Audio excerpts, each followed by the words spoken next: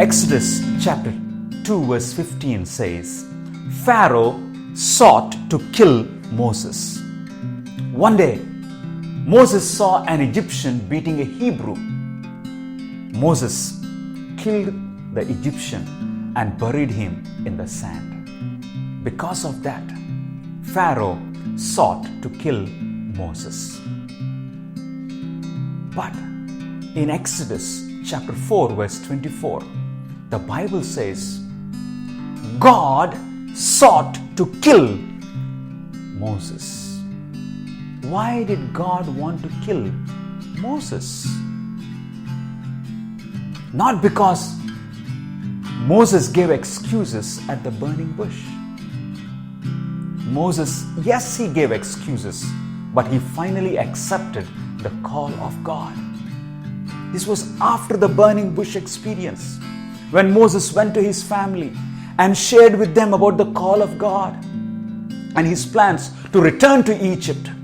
The family also agreed to go with him to Egypt on God's mission. When Moses, along with his wife Zipporah and their 2 sons, when they were on their way from Midian to Egypt, it was at that time God sought to kill Moses. Why did God seek to kill Moses? 2 reasons, my friends.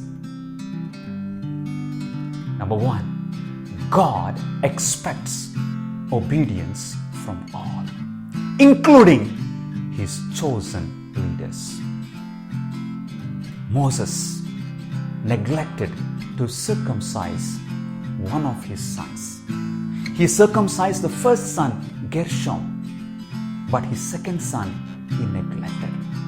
And so that was disobedience on the part of Moses. And neglect on the part of God's leaders will lessen the force of God's commandments upon his people.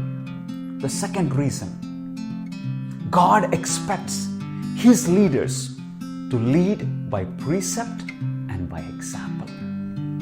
So God could not tolerate this neglect on the part of Moses, even though Moses was on God's mission.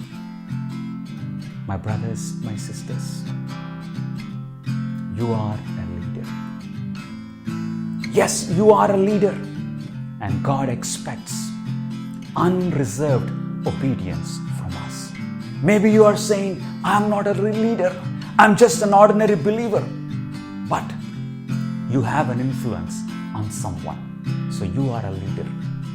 And so God expects obedience from each one of us. May we be faithful to God in everything. The next time we will meet, we will see who intervened to save Moses